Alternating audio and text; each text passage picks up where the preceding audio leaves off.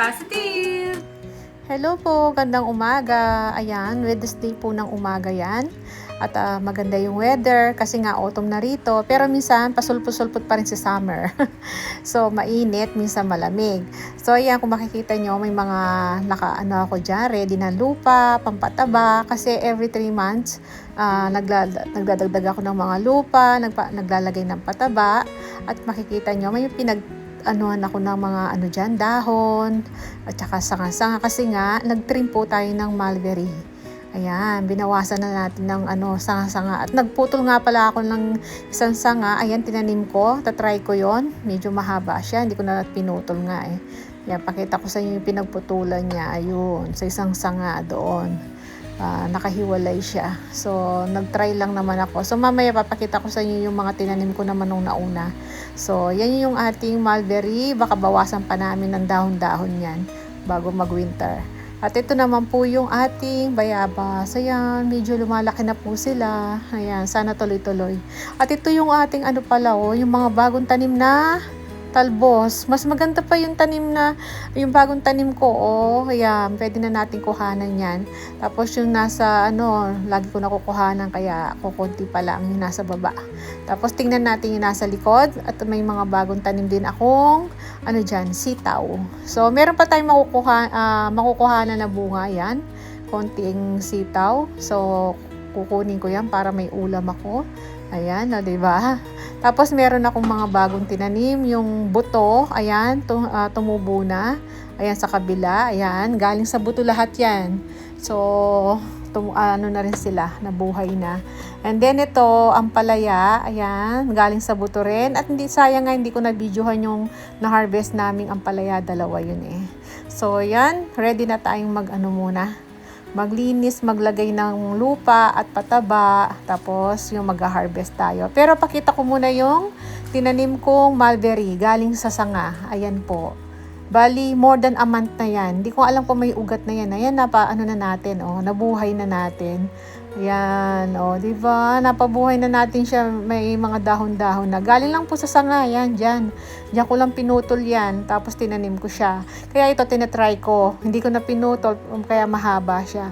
So, tingnan natin. Bali, pa lang yan? A week. A week ko pa lang siya. So, yan po, nag-start na ako maglinis, tsaka maglagay ng mga lupa at pataba, at mag-harvest tayo mamaya. So, yan.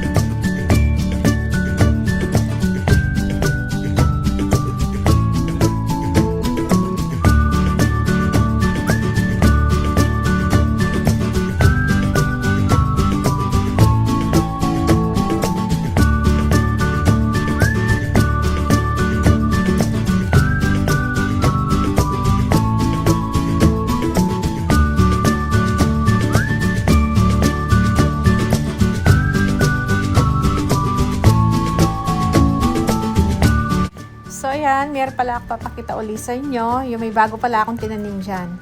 Yung ating mga lettuce, ready na siyang nakatanim. Pati dito sa kabila, ayan.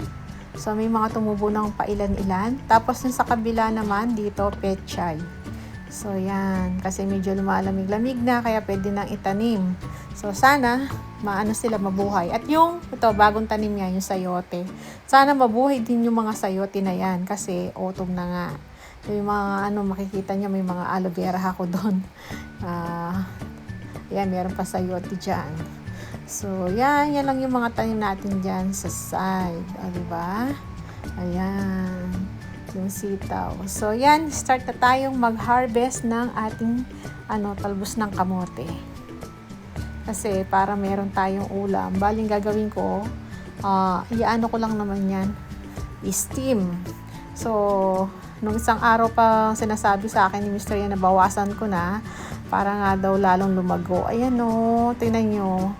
Oh, ang lulusog niya. Mas maganda pa yung tubo niya kesa dun sa may baba. So, nakukuhanan ko naman lagi yung sa baba kasi. Kaya wala, medyo ano pa siya. Maliliit pa yung iba dun. So, eto, bagong ano lang, sandali. Ayan, ganyan na siya. Ang ganda-ganda ng mga dahon niya. So, at least libre na yung talbos natin, di ba?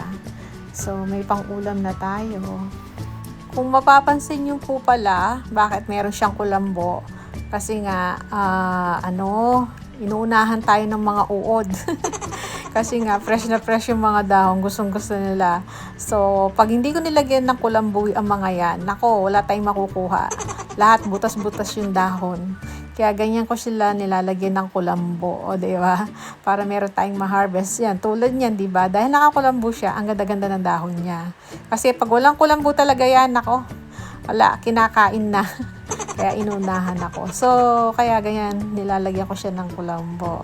So, yan, harvest lang po tayo ng ating, talbos ng kamote.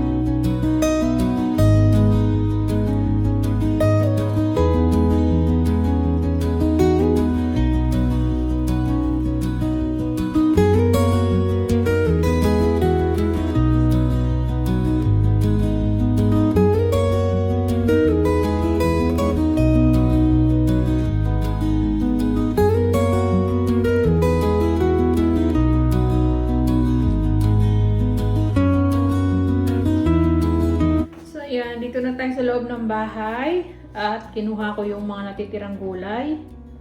Ito, pasasamahin ko kasi lulutuin ko. So, dami kong hugasin. Kasi ano yan yung kanina pa. Naglutuan, pinaglamusal ng mag-ama.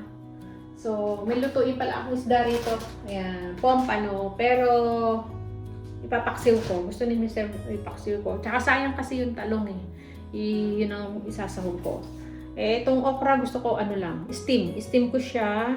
Tsaka yung sitaw na nung isang araw pa nating na harvest. Ayan napahabol-habol kasi. 'Di ba nakapag-harvest ako nung marami. Tapos ito yung susunod na kinuha ko. Sumunod na kinuha ko. Tapos ito naman okra na to, tira nung nagpinakbit kami. Ayan, kaya nilabas ko na. At ito yung mga nakuha natin ngayon, na harvest natin. Ito, fresh na fresh. So, may 4 tayong sitaw. Dadagdag natin dito. Steam ko lang mga yan. Yan ang ulam ko, nilaga. Tapos, may nakuha pala ako lang siling, siling pula. 2 lang.